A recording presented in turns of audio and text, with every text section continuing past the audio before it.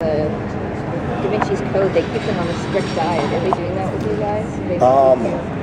It's not. I mean, it's not that they keep us on a strict diet or whatnot. I mean, they have kind of goals, creative goals, and you either do them or you don't. And depending on whether you're, I mean, in fact, I was just told that I have to go off of any kind of diet because they've said that I'm in too good shape now, so I'm going back to something. So, to me, I always stay in good shape. For this, I definitely, kicked it up a notch. I mean, it's not like you can go to the grocery store in this world. So there is a nature of being out on boats and not having a lot of supplies and being sick. We didn't have safe drinking water.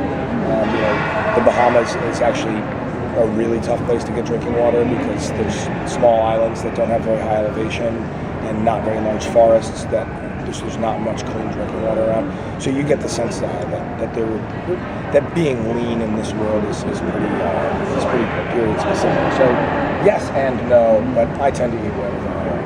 I was on a special diet of South African Sauvignon Blanc, oysters. I did a lot of Namibian oysters. Yeah, I ate a lot of kudu and a lot of wildebeest and a lot of kingklip. Yes. And lobster. Yes, I was in. As you can see, my body is a temple.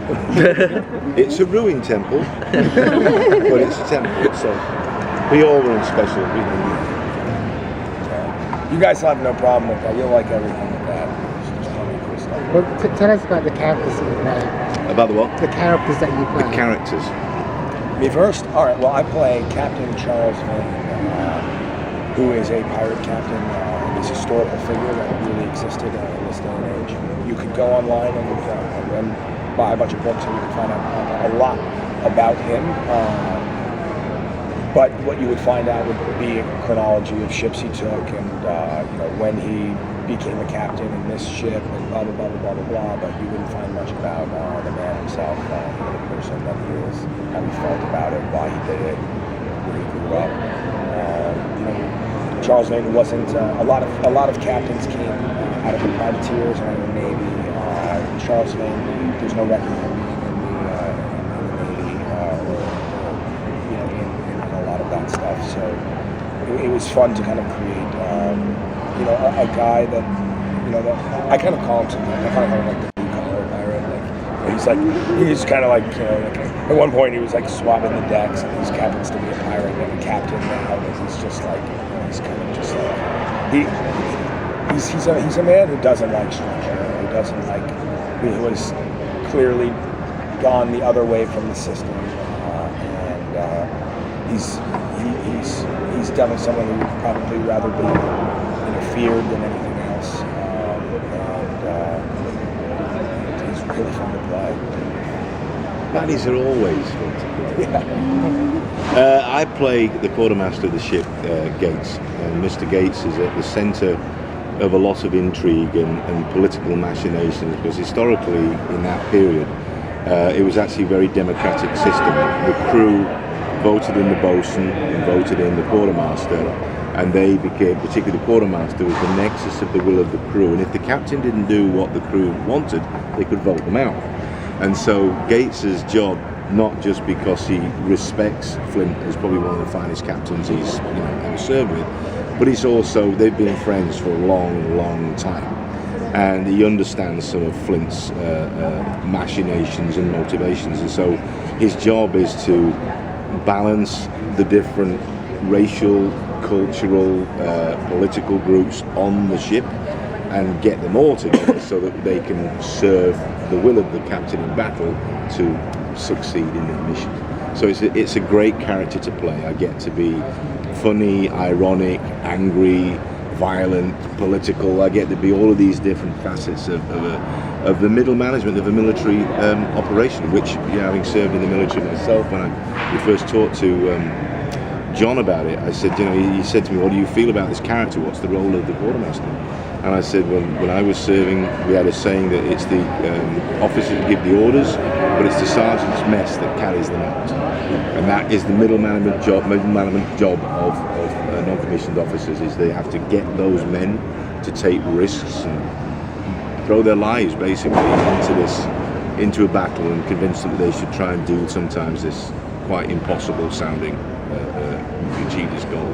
So it's something that it's a great part to play, and he's kind of like the inner eye of the audience because he's in the centre of a lot of this intrigue. So he's kind of like the reflective, eye of what the audience is experiencing. What aspect of playing pirates is the most fun? Like, what's the best part of? There is no part of being a pirate that isn't fun. Let's just The fact start that you get to be a pirate, I think, is the most fun of being a pirate.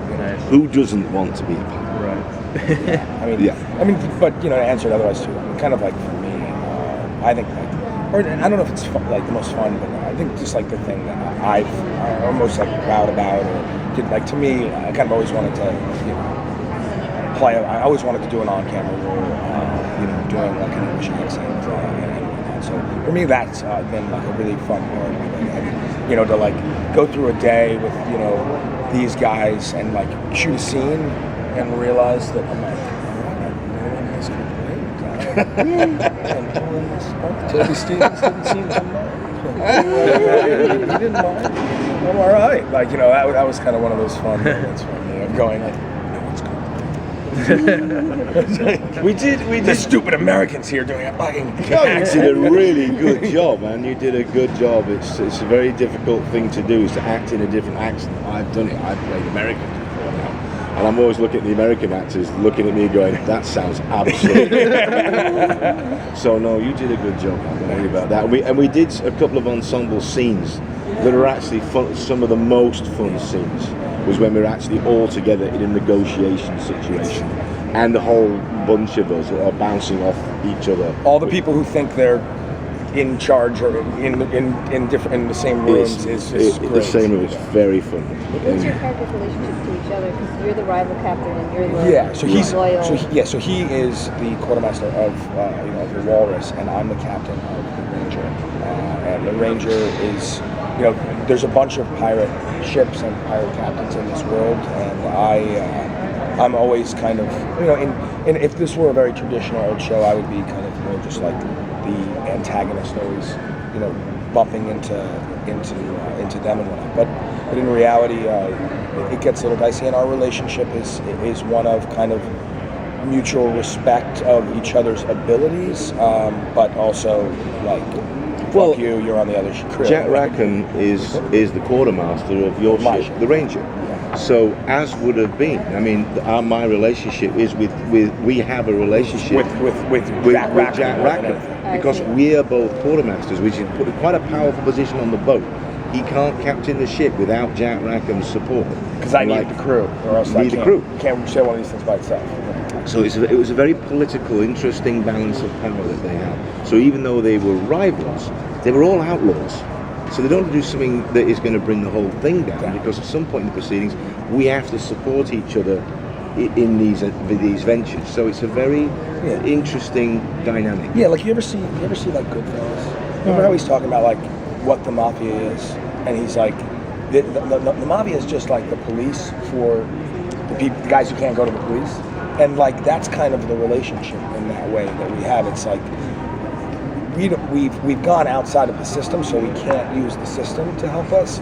So the only other people that we can even talk to about whatever problems we're having or whatever's going on are the other people who are doing what we're doing. So we're kind of like, it's like the enemy of your enemy is your friend. It's kind of that kind of situation. So you create your own system. Yeah.